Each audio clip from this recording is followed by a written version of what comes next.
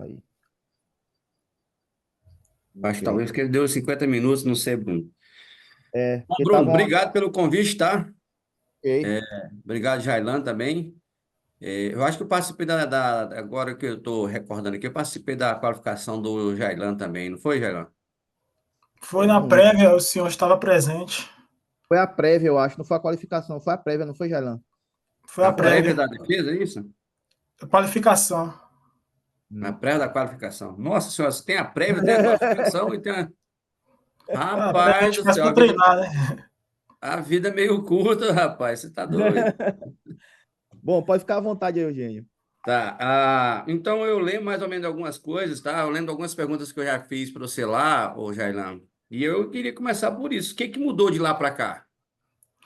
É, o que mudou, principalmente, foi eu melhorei o meu método, né? Principalmente é o método de com a triagem de utilizando a aprendizagem de máquina, né? Antes eu utilizava uma busca de hiperparâmetros muito rígida, né? Eu estava utilizando grid search, né? Que faz uma busca todo contra todos e você não consegue fazer uma busca ampliada, né? Uma busca maior de hiperparâmetros, né? Aí eu utilizei um método mais sofisticado, né? Com a biblioteca Optuna, em que ele usa uma função objetiva e assim eu consigo é, é, varrer melhor, né? O espaço de busca ali dos hiperparâmetros melhorar é, para melhorar o modelo, né? Melhorar ali o modelo em si, né? Conseguir construir um modelo melhor, né? Baseado na busca por hiperparâmetros. Tá, não, é porque assim, só te interrompendo isso aqui, Geraldo, é porque Sim. a minha formação é de entomologia, na fisiologia, essa Ah, parte de informática aqui, eu espero que o Diego possa avaliá-lo melhor. Então, você está falando um monte de coisa aí que eu não consigo rastrear aonde que melhorou, onde deixou de melhorar, tá? Eu tenho que confiar que você está falando a verdade, e eu acredito que tenha sido verdade mesmo. Mas as minhas perguntas continuam sendo as mesmas que eu fiz lá na Prev. Por exemplo, eu vi que melhorou que você tinha muito uma bagunça em termos de alvos, né? De inseticidas que atuavam num canto, você tinha umas tabelas lá que eram misturava maçã com banana, por exemplo. Isso eu não vi agora nesse negócio aqui, nesse documento que você mandou para a gente, né? Você tinha hum. lá alvo de carbamato, organofosforato, piretroides. E aí eu consigo É, novamente tentar fazer um resgate contigo aqui. O que que é o mais importante da sua dissertação? Se você tivesse porque assim, o título da sua dissertação em português aqui, ele me diz, é quase um livro. Ele me diz aqui, não é uma dissertação pura e simplesmente, é quase um livro isso aqui. hum. Entendeu? Então, É, o que que é mais bacana aqui da sua dissertação em si? ó, os dois pontos principais que eu vi, né? Que eu acho que é justamente os peptídeos propostos, né? Para cada um dos três sítios. Eles apresentaram grande potencial, né? Para ser testados aí em bancada. E um método também, né, que vai estar disponível para a comunidade científica, é de como eu construí, né, como eu cheguei até aí, todo o pipeline, né, de treinamento dos modelos, de otimização. Então, esses seriam os dois pontos principais Tá. que esse Vamos por, trabalho traz. vamos por partes aqui, então, né? Assim, o que eu estou entendendo aqui é o achado principal seu aqui são os peptídeos, não é isso? Sim. Tecnologia de aprendizado de máquina e o sítio-alvo, que é o canal de sódio, e principalmente o inseto, são ferramentas apenas. Ou não? Ou isso é tão importante quanto? Não, a mosca e o canal de sódio, sim, são os, digamos assim, materiais da pesquisa, né? Mas Mas, são quanto ferramentas. são ferramentas, quanto ao modelo, né, teve inovações, digamos assim, que a gente não tinha visto na literatura antes, né? Como, por exemplo, como a gente fez, a hipótese que a gente gerou para poder criar o conjunto de dados negativos, né? Junto com uma metodologia que a gente aplicou para explicar o comportamento do modelo, e também utilizar um alvo específico nesse caso, né? Porque os outros trabalhos não faz isso, não fizeram isso. Boa, então Então, você já começou a me ajudar, já começou a me ajudar aqui, vamos lá. Primeiro você teve que escolher um alvo biológico, que é a um mosca, alvo não é isso? biológico. Por O que que você foi para biológico é a essa mosca. mosca? Por que que você foi para essa Ah, mosca? nosso grupo já tem alguns trabalhos, né? Lá do LBQC com essa mosca. É, aí, no entanto, né? Como a gente Tá bom, já vem Jairão, trabalhando com já ela. Oi. respondeu. Se eu interromper você, porque nós temos que construir uma linha de raciocínio, não você fala, Ah, certo, certo. eu não quero me delongar muito, não. Então, beleza, você já tem alguns trabalhos lá no laboratório demonstrando isso, né? É Sim, isso? sim, Quando você fala isso é lá no sim. grupo do professor Bruno ou do Professor professor Bruno. Vasco aqui, professor Bruno, Professor certo. Bruno. Beleza. Aí você já tem outros alvos dentro dessa mosca que foram testados por alguém, imagino eu. Outros receptores, outros canais ou não? Sim, tem. Foi feito Inclusive esse tem mesmo gente que. processo? Foi feito esse mesmo Não, processo? foi. Esse mesmo processo não, foi com outras abordagens, né? Com a abordagem de Certo, aprendizagem de máquina é a primeira vez. certo. Beleza. Então tá bom, já começou a ficar mais claro aqui para mim. Porque, assim, piretroides e oxadiazina são as principais moléculas aqui que eu tenho que atuam comercialmente aí nos canais de sódio. Mas não são as principais moléculas que eu utilizo para monitorar e matar Drosophila Suzuki. Aí nós vamos passar para os neonicotinoides e principalmente para as espinosina, tá? Que aí, nesse caso, os neonicotinoides, você até comenta sobre isso, mas as espinosina você não fala quase nada dela, ou fala? Eu falo mais dos piretroides, que são os mais utilizados comercialmente no geral, né? Mas não, mas no caso de Drosophila Suzuki, quase nada. Então, as espinosinas e os neonicotinoides são utilizados na forma de iscas, armadilhas, né? Você coloca lá substâncias atrativas, vão lá, vão comer, no que eles comem, eles morrem, né? Então, era por isso minha dúvida, por que que você foi para o canal de sódio? Por que você não foi para o receptor nicotínico primeiro? Por que você não foi... receptor nicotínico que seria o alvo das duas moléculas aqui, tanto dos neonicotinoides quanto das espinosinas. Essa era a minha primeira dúvida aqui. Assim, primeiro, que a maioria dos peptídeos na literatura que você encontra, né, e você precisa desses peptídeos para treinar o modelo, a maioria deles é voltada para canal de sódio, dependente de voltagem.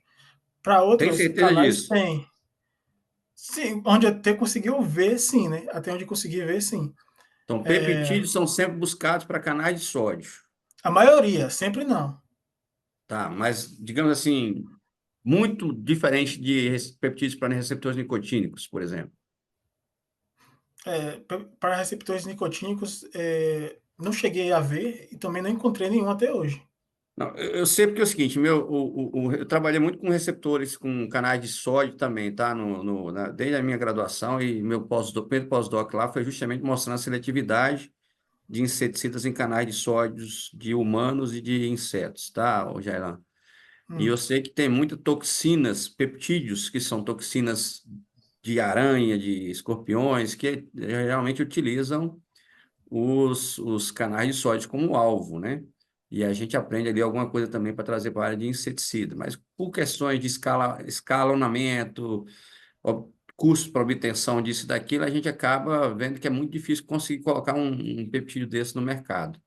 sim, Tá? Esse é outro assunto que eu vou trazer para você depois, sim. tá? Mas então aí você pegou esse monte de peptídeos que tem aí para controle de outros insetos. Você tem algum exemplo de peptídeos que tenha já sido avançado para controle de insetos, pragas, utilizando Ah, os canais de sódio aí? tem um peptídeo que já está em fase, né, comercial, mas ele não age em canal de sódio, né? Tipo assim, existe apenas esses estudos, comprovação em bancada, mas um inseticida comercial ainda não existe, né, principalmente contra canais de sódio dependente de voltagem. Existe peptídeo para controlar população de pragas, mas não funciona diretamente em canais de sódio. Acho que é para Funciona outro onde? alvo. Se eu não me engano, acetilcolinesterase, até onde eu lembro. Acetilcolinesterase, que também é muito importante. Também é muito Sim. importante. Tá, mas beleza, eu estou partindo do pressuposto que é um ponto de partida para você e para o seu grupo aí, né, com o professor Bruno. Sim, Então, essa sim, questão, sim. se vocês puderem, tá, Bruno? Ver essa questão de utilizar essas ferramentas aí para outros alvos, aí diria os receptores nicotínicos. A vantagem, tá, Jailan, que aí talvez você não valorizou tanto na sua abordagem aqui, porque você é bioinformata, né? Não é entomologista, então é mais difícil. A grande vantagem de você buscar um alvo como os canais de sódio nos insetos é porque só tem um único gene produzindo Ah, canal de sódio, certo? Então, você vai ter ali, obviamente, variações de canais de sódio que são produzidos, o splicing, né? splice alternativo. Isso, alternative splicing, mas é um único Isso. gene. Então, é muito É o mais único gene. fácil você acionar esse gene. Receptores nicotínicos, você tem 10 pelo menos, genes. Então, além do alternative splicing, você tem 10 genes diferentes. Então, é muito mais complexo. A gente torce que agora, com essa questão da inteligência artificial aí, com o aprendizado de máquina que vocês estão avançando, a gente consiga ser mais eficiente, porque pelas técnicas, os approaches que a gente tinha antigamente, demorava muito para chegar num negócio desse, tá? Então, para vocês que estão em bioinformática aí, seria talvez um desafio ainda mais lúdico, bonito, tá? Uma coisa ainda mais... E você tem que imaginar sempre, né? A ciência, nesse nosso universo aqui, ela é linda da questão acadêmica, mas se ela vier desacompanhada da questão econômica, ela não faz muito sentido, tá? Então, dentro desses alvos aí que você encontrou, tudo bem, aí a gente não é um pensamento para agora, mas você tem que imaginar, pô, nós achamos esses três alvos aqui, esses três peptídeos, são caros, são baratos, isso aqui eu consigo escalar, não consigo escalar, como é que vai ser esse problema? Não é para ser todo mundo, não é para fazer tudo numa única dissertação, isso é uns 10 anos de pesquisa, né? O Bruno aí conseguiu. Ele falou que eu vou ser pesquisador 1A do CNPq. Se Deus quiser, a gente trabalha para ser feliz, né? Isso aí é consequência. Se for, vai ser. Se não for, não vai. Mas ele também está buscando isso. Então, talvez ali de pesquisa para essa questão aí, tá? Então, pensa nisso também. Dentro desses três, qual que seria o mais em conta de produzir? Qual que seria, ou são igualmente caros, igualmente baratos? Entendeu? Você consegue me dizer desses três aí, baseado? Esquece a parte acadêmica aqui agora. Qual que seriam os custos dessa tecnologia aí? Você tem ideia? Isso é barato? Isso é caro? É, sobre o preço, né? Porque esses peptídeos teriam que ser sintetizados, né, produzidos de alguma forma. E essa é justamente uma barreira que se tenta superar hoje para colocar peptídeos e inseticidas comerciais no mercado. Né? O que eu consegui ver, né, é que alguns desses peptídeos, né, por exemplo, deixa eu só voltar aqui. Esse aqui, né, que é a brasaína, ele, ele é muito comum, né, nessa planta aqui, ele apresenta em grandes quantidades, inclusive. Eu fiquei Você está falando, não pensando estou conseguindo que acompanhar, não, tá? Qual que é a brasaína aí? a Brasaína, brasaína, isso, produzida Aham. aqui por essa planta. Então, ele é produzido em grandes quantidades, é encontrado em grandes quantidades nessa planta, e eu fiquei pensando se isso não otimizaria, né? Então, pelo menos reduziria os custos para a produção desse peptídeo aqui, né? Que é o candidato que a gente achou para esse sítio aqui, né? Os demais eu não olhei, né? Não cheguei a ver se eles são fáceis de adquirir, se eles são abundantes, né? Seria Mas possível imagino, fazer com que eles fossem produzidos aí por bactérias, por exemplo? Biotecnologias, bioprocessos, você imaginar um negócio desse, porque produzir. Eu trabalho muito com óleo essencial, tá, Jailan? E aí, óleo essencial, eu sempre uhum, falo para os estudantes aqui, a gente tem que imaginar que o óleo essencial vai ser ação inseticida, mas isso é muito produzido em baixas quantidades pela planta, que é sim, caro para a planta produzir. Então, sim. você conseguiu ver se isso aí é possível, da gente já tem alguma coisa de produção biotecnológica disso aí, de bactérias, essas coisas assim ou não? Em bactéria eu não vi, só apenas a síntese proteica mesmo, né? A síntese no laboratório, que é caro, né? Que é muito caro. Eu lembro de ter visto apenas um estudo falando de síntese em bactéria, mas eu não dei muita atenção, na verdade, né? Eu fiquei Tá. muito focado na síntese Veja bem, eu estou laboratório. fazendo essas perguntas só porque eu estou muito interessado com esse negócio aqui. Como a gente sabe, eu tenho essas moscas aqui no nosso laboratório, né? Sim, Inclusive, sim. acabamos de publicar um trabalho aí de resistência a uma população aqui vocês são todos aqui de Minas, imagino, né? A maioria, pelo menos, aqui na região de Paula Cândido, pertinho de Viçosa, que ela é resistente aos neonicotinoides, tá? E não tem produção de morango aqui em Paula Cândido, mas tem produção de quê? De café e de goiaba, certo? Nesse Então, caso, elas infectam café também? Que não, acho que é mas aí o duro a fruta, inseticida que é né? utilizado para controlar pragas no café, carrega esse inseticida para a polpa do café que está lá Ah, fermentando, e elas vão lá entendi. nessa polpa. Então, algumas vão morrer quando elas vão lá, atraídas pela polpa, né? Vão lá e as que sobrevivem ali conseguem se estabelecer depois nesses locais. Olha só que interessante. Ela não consegue O colocar os ovos no café, mas a Eugênio, polpa, quando está fermentando, atrai mosca das frutas. Não Hum, mais as do mosca das frutas verdadeiras, não a drosófila, né? A anastrefa, a ceratites. E aí ele traz também essa é a nossa hipótese, a gente não confirmou isso não, tá? A gente só viu que tem a resistência aqui nessa população.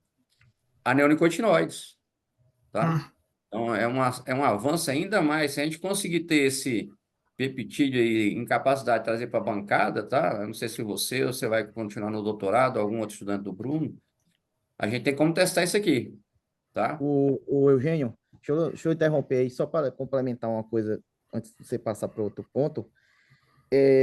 Essa questão de peptídeos, eu voltei agora de um congresso de bioinformática e eu mandei várias fotos de posters e palestras para a Jailan. Muito peptídeo, muita coisa com peptídeo, para tudo que você imaginar. O custo de síntese de peptídeo tem caído muito. Hoje você tem empresas que sintetizam os peptídeos e colocam o peptídeo, por exemplo, em alimentos, então é enriquecido com peptídeos, são sintetizados para estar no alimento, tipo assim, não é que ele extrai de algum lugar, ele sintetiza e coloca. Então, acho que essa questão de usar peptídeo é uma questão de tempo, né? De tempo, com o tempo, isso vai baratear, né? O custo dele vai cair. E ainda tem essa questão que você falou da bactéria, né? Que pode ser, talvez, clonar. Tipo como o professor Raimundo faz lá com aquela bactéria dele que ele borrifa na planta lá e mata a praga e tal. Então, assim, é, eu acho que é uma questão de tempo, né? Mas é possível. E esses peptídeos de Jailan, na verdade, esse projeto do Jailan está dentro de um outro projeto meu, que é um projeto CNPq. E nesse projeto tem lá, a gente vai comprar, mandar sintetizar o peptídeo. E é por isso que você está lá também no projeto. Não sei se você lembra, há muito tempo atrás, eu mandei esse projeto, então esse projeto está lá.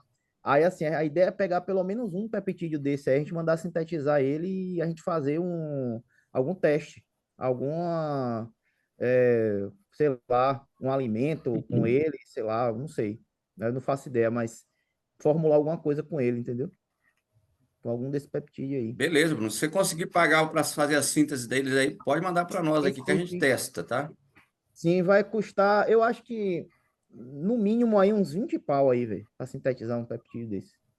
Putz, Uns é muito dinheiro. R$ 5, Mas, Mas beleza. Então, ô Jailan, minha função aqui, como eu não sou em bioinformática, era mais a questão de trazer esse pensamento para você, que eu acho que não sei. Como é que está seu plano? Você vai para o doutorado agora? Não vai? Vai fazer pausa? Vai trabalhar? Como é que é isso aí? eu estou prestando a seleção doutorado na Bioinfo agora, que está aberta. Aí eu Ah, vou fazer o doutorado. bacana. Então é isso. Pensa nisso daí, que é uma coisa interessante também. Eu perguntei essas questões preambulares todas, porque o título da sua dissertação, se fosse em inglês, era bem mais fácil de resumir, tá? Porque o título está muito grande aqui para mim, em português. Estou achando que 27 palavras no título é quase um, né? E aí mistura português com inglês, design, a primeira palavra é em inglês. Aí você bota português do início ao fim, né? Ok, ok. Então, Corrigir isso. eu né? Porque assim, você não tem um interesse aqui do controle de pragas no geral. Você tem interesse aqui do controle de Drosophila Suzuki utilizando canais de sódio, né? Então, se fosse em inglês, eu tinha pensado até num título aqui, mas como é em português, eu não sei. Uso de aprendizagem de máquinas para desenho de peptídeos com potencial inseticida no controle de Drosophila Suzuki. Seria bem mais simples. Ok. Você não acha, não? Sim, sim. O Mais uso, claro, né? eu tenho o título em inglês aqui, É. Using Machine Learning for Designing Peptides with Insecticide Potential, with potential to be used in the management of Drosophila Suzuki. Então, estou tentando fazer a tradução aqui para português, para ficar uma coisa mais simples, mais direta, entendeu? Ok. Você tem aqui 3 características importantes. Desenho experimental usando aprendizagem de máquina, não é isso? E aí, se você quiser ser generalista, você pode usar aprendizagem de máquina e inteligência artificial, não, né? Não, não, fica redundante. É redundante, né? Não, eu É. queria usar um ou outro. Por Uso isso é de aprendizagem de inteligência, máquina. uso de aprendizagem de máquina para escolha ou para desenho, né, de peptídeos com potencial de serem usados no manejo ou no controle de Drosophila Suzuki. Não precisa botar esse negócio de Drosophila da asa manchada, não, entendeu? Ou da Entendi. mosca da asa manchada, não. Isso aí é coisa do inglês. No Brasil, a gente não usa isso aqui no mundo inteiro. Isso é coisa de americano, esse negócio. É Precisa coisa. Coisa de americano, né? Verdade. o mundo inteiro usa o termo científico, mas o americano gosta de colocar o nome, como é que fala? Spotted Wing Fly, né? Fechava. Isso. Fica só no termo científico mesmo, tá? E era isso aí. Então, eu tinha selecionado essa questão porque eu não sei se seria interessante você ver isso, porque o peptídeo é uma molécula, eu entendo ser uma molécula pequena, não é isso? Você tentar correlacionar isso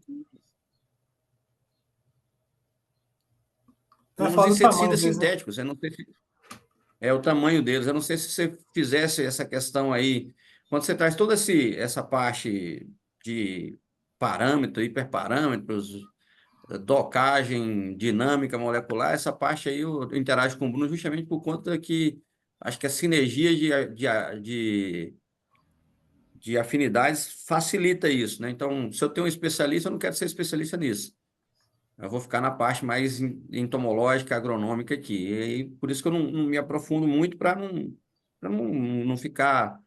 Para render meu tempo também, né? Que eu vou aprofundar nas outras coisas.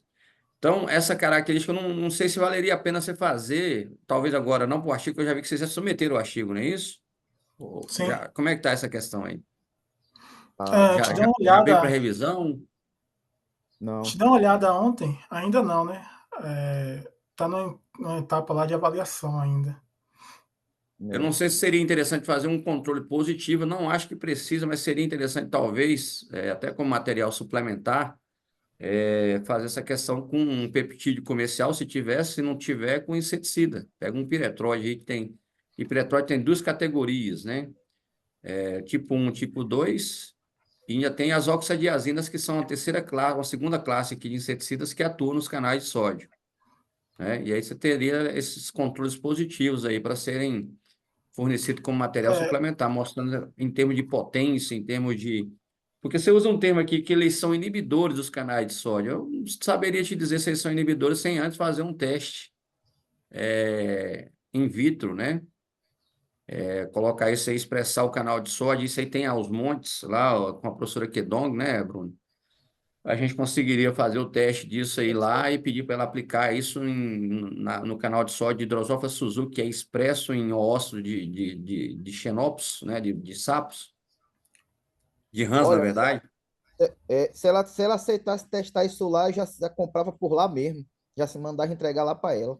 Ela testava no canal. Era uma, viu? Não, mas então, isso aí a gente é bom, Bruno, aí a gente tem que pensar como brasileiro, não é bom mandar só isso para ela, não, porque senão dá trabalho. Depois a gente fica com as patentes aí, tudo. Não, fala assim, depois de tudo, tipo assim, se ela quiser fazer, entrar com a gente, entendeu? Fazer era uma Isso, a boa gente. também. É uma boa. A gente testa primeiro em vivo para saber se mata, senão não faz sentido, né? É, Tem que exato. fazer primeiro em vivo aqui. E depois mandar um estudante desse para lá, ué, entendeu? É, é Para uma também. testar lá. Que aí Sim, justifica. Até mais fácil. é. Jalan, Eu Jalan já está Quanto, falando inglês aí, Jalan? Que aí de repente você vai lá para traduz. Duke. Quem sabe.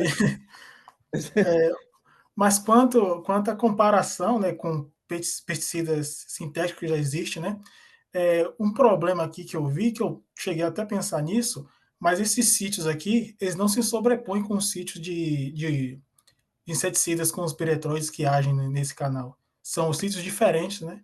Aí fica Então, pronto. dificulta um pouco Então, você tem que a. pegar uma toxina que se ligue nesses sítios de controle positivo. Sim, nesse caso foi. Eu fiz uma coisa parecida, que foi a questão de pegar lá os complexos que já existem, né? De canal de sódio resolvido com alguma toxina já docada, né? Experimentalmente, e comparei nesse caso, né? Mas no E mesmo sítio? no mesmo sítio. Aí foi equivalente, né? As afinidades foram parecidas. Eu não testei as duas coisas na dinâmica, mas eu testei no docking. Talvez na É, Ah, dinâmica isso, eu conseguia isso tá suprir como isso aí. material suplementar, né? Tá como material isso suplementar. é uma coisa para refinar esse para caso Ok, de ok, uma vir, boa. tá? Mas, Bruno e Jailan, é isso aí, tá? Eu fico à disposição, fico feliz aí de poder estar tá à disposição aqui as mosquinhas, tá? Só que agora, Beleza. cadê o Tarcísio? Tá aí, não, né? Sempre tem que dar uma cutucada no Tarcísio, que Tá, tá assistindo no laboratório. beleza, Tarcísio veio e fez os negócios tudo aqui, sentou em cima dos negócios, mandou para eu corrigir, faltando 24 horas. Aí não tem jeito, não. Nem o Superman, né, da ciência internacional, um prêmio Nobel, consegue fazer os negócios que ele fez em 24 horas. Não tem condições. Mas nós vamos tirar esse artigo, tá? Que aquele artigo está muito bom, tem muita coisa positiva ali para ajustar, tá, Jair? Sim, sim, ok. Mas, mas aí tendo o que o Tarcísio fez aqui, a gente fez todo o teste com as moscas, testou também em organismo não alvo, joaninha, abelha. Então, toda a parte de ecotoxicologia está tudo bem documentado aqui no caso do Tarcísio, tá? Só que não teve tempo. E depois ele levou, ele achou pouco, levou embora o óleo. Aí ficou difícil. Olha, Mas é isso, Bruno. acabou, né? Obrigado, tá? Mais uma vez aí. Obrigado, Valeu, professor. obrigado Valeu, aí, Jair. obrigado pelas considerações aí, sempre importantes, né? É, fez questão de você, seu grupo tá aí na banca, né? No Jailan, porque é especialista aí na mosca, né? Então, nada mais justo, né? Importante de tá, tá contando com a sua presença, né? Achei interessante você falar essa questão dos outros alvos, né? De receptor nicotínico, etc. É, o problema dessas moléculas é porque quando você vai trabalhar com abordagem de machine learning, é, você também tem um problema com o seu conjunto positivo e negativo. E aí, por exemplo, o Jailan mesmo, ele teve um problema seríssimo para poder ele fazer a base dele, entendeu? A gente teve que fazer várias estratégias de substituir aminoácido, de substituir a 30% ou 50%, uma hora fazer uma coisa, até a gente conseguir chegar numa base. Foi mais de um ano, eu acho, não foi, Jailan, penando com isso aí, fazendo várias modificações, poder fazer a base. É, e aí, quando você vai para o canal de sódio e canal de cálcio também, você acha essas coisas muito. Aí, quando você vai para os outros alvos, não tem. Aí você ficaria com uma base de peptídeo, sei lá, muito pequena. Mas eu Sei acho que lá, GABA vai achar isso aí também, viu, Bruno? talvez o GABA ache. O GABA pode ser que ache, sim. Receptor nicotínico também. Tenho certeza que espinosina tem muita coisa espinosina já também, com neonicotinoide. Mas quando a gente fala assim muito, a gente fala assim, tipo, 500 moléculas, entendeu? Ah, tá, tudo bem. A gente não tá Entendi. falando, tipo assim, 10, entendeu? 15. Então, tipo assim, tem que ser uma. Jailan saiu de 3, quantas mil? 3.000? 3.000 moléculas? Ah, 2.000? o espaço foi mais ou menos isso aí, de 2 a 3 mil. Pois é, essa aí foi filtrando até chegar em 200 e cento e pouco, eu acho. Então, assim, 124 positivo, né? As outras entendeu? complementares foi negativo. O problema da abordagem da inteligência artificial é esse aí. Diferente de quando a gente vai com aquela abordagem normal, você pega todo mundo, joga todo mundo no docking lá e escolhe a energia melhor e pronto. Pronto, acabou. E vai fazer dinâmica e tal. No caso dele, não. Ele ele teve que botar o sistema para aprender, para depois ele pegar uma outra base e procurar os outros, né? Então, essa, Bacana. essa é tipo, o bottleneck, né, que chama, né? Então, esse é o problema dessa abordagem, né? Mas aí o Diego vai falar melhor aí disso aí. Mas a gente, ó, Show. podemos trabalhar nos outros alvos, não tem problema não. Vamos lá. Vamos Vamos, lá, beleza, vamos Bruno. E chegar no testar. ar. Vamos chegar lá. Vamos testar esse negócio. Se você conseguir mandar sintetizar isso aí, a gente testa isso aqui, tá? Sim, sim, sim, Tá? com certeza. Com certeza. Então tá bom. Fechou. Obrigado, hein? Valeu, Gênio. Obrigado. Bom, então, professor Diego, prazer aí, viu? Sua participação aí na banca do Jailan. Pode ficar à vontade para fazer suas considerações, o tempo que você precisar aí. E brigadão. Bruno, eu que agradeço. Bom dia a todo mundo, né? Bom dia, Jailan, bom dia, membros da banca. Bom dia. Eu acho que eu quero começar agradecendo o convite para estar aqui, né? Então, estou muito feliz, né, com esse convite. Acho que o Jailan ele foi aluno meu da minha disciplina, né? Sim. E foi um aluno muito esforçado, então fez um trabalho muito legal no final, gostei bastante. Então, fiquei muito feliz quando ele me convidou para participar aqui da banca. Pessoal, eu vou marcar aqui no relógio, aqui, vou botar até o cronômetro aqui para calcular o tempo, porque eu fico falando um tempão. Então, se eu falar demais, vocês podem me interromper, viu, Bruno? Eugênio quiser participar também, se quiser me Tranquilo. interromper, eu vou tentar focar muito na parte computacional, né? Mas assim, se eu falar alguma coisa biológica, se alguém quiser complementar ou me corrigir, pode ficar à vontade. Beleza.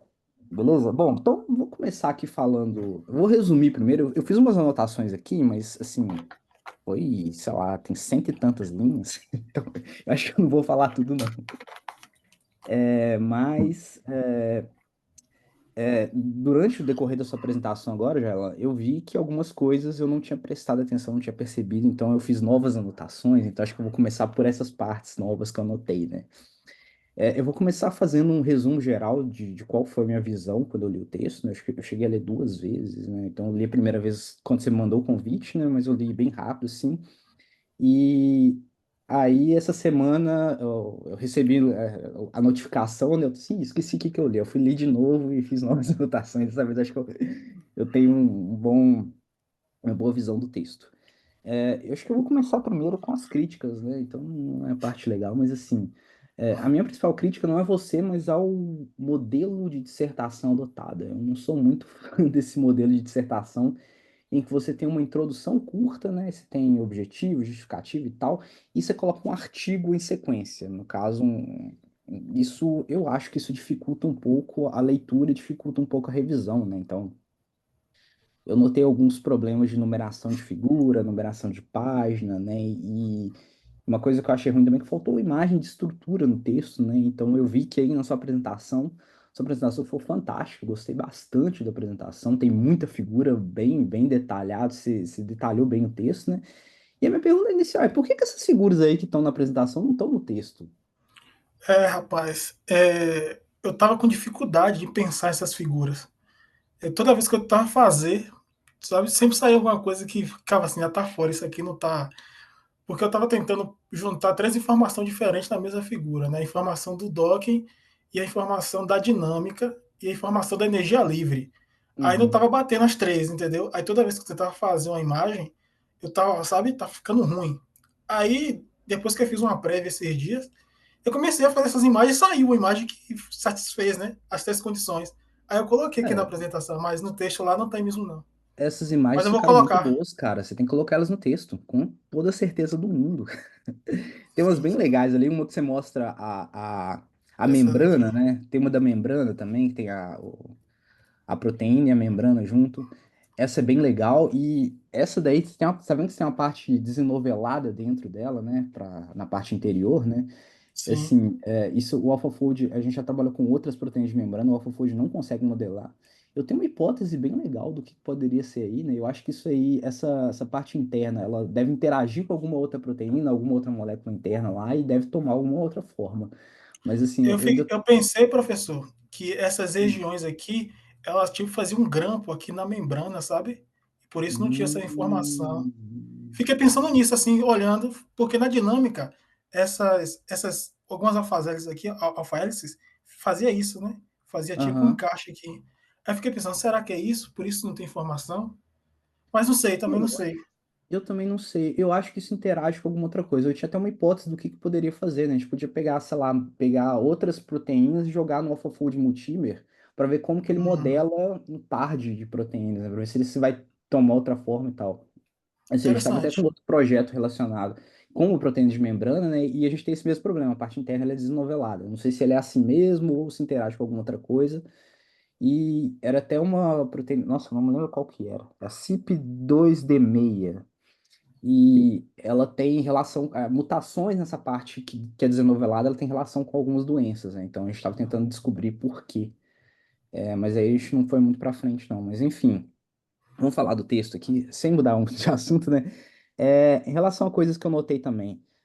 O controle negativo que você fez na seleção dos seus dados, ele foi feito com, pelo que eu vi aqui, 30% de mutações com base em aplicações da matriz Blossom, né? Que mutações são essas? São Isso. mutações permitidas ou mutações não permitidas? Você está mutando por aminoácidos similares ou não? Por aminoácidos similares nesse caso, né? A gente usou as pontuações positivas da matriz Blossom, né? Porque quando a Uhum. pontuação é positiva, quer dizer que aquela substituição não é tão danosa, né? Para a estrutura e atividade da proteína, nesse caso do peptídeo. Então a gente se Tá, mas baseou aí, nessa. aí seu Sim. peptídeo não vai ser negativo, ele vai interagir, né? Então ele vai ter um certo nível de ligação ali. Ou eu tô Não, mas errado? a ideia é que fossem exemplos difíceis mesmo, sabe? Porque eu peguei a ideia do decoy, né? Um decoy lá quando a gente faz um experimento de para procurar pequenas moléculas, a gente faz a validação Aham, do programa, né? Então os decoys são moléculas que são parecidas físico-quimicamente, estruturalmente com os ligantes originais, mas com um potencial baixo de se ligar ao alvo, né? Como um inibidor.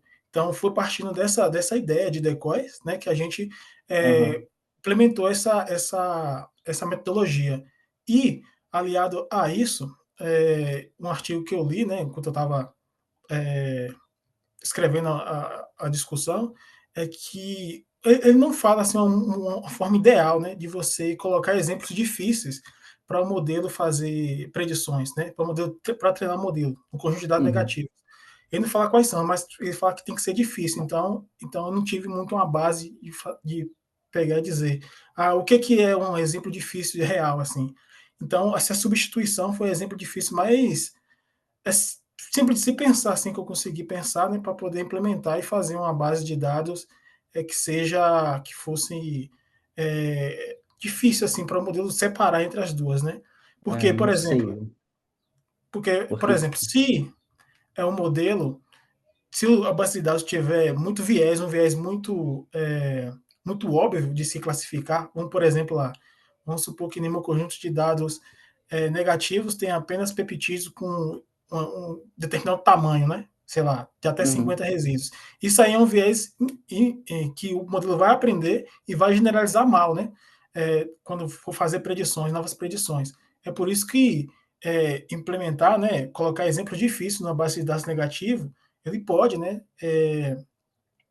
capturar padrões, né, que sejam que correspondam à atividade de interesse que você quer prever, né? Nesse caso, no meu caso aqui foi peptídeos bioativos. Então isso aí ajudou, né, no processo de treinamento do modelo para que ele possa capturar padrões mais significativos, né, biologicamente falando nesse sentido. agora deixa eu te contar um caso. Assim, esse caso é mais de experiência interna do grupo, né? Do meu grupo em si. Essa metodologia, essa estratégia que você usou para gerar os decoys, ela vai gerar tiros muito parecidos, com funções muito parecidas, né?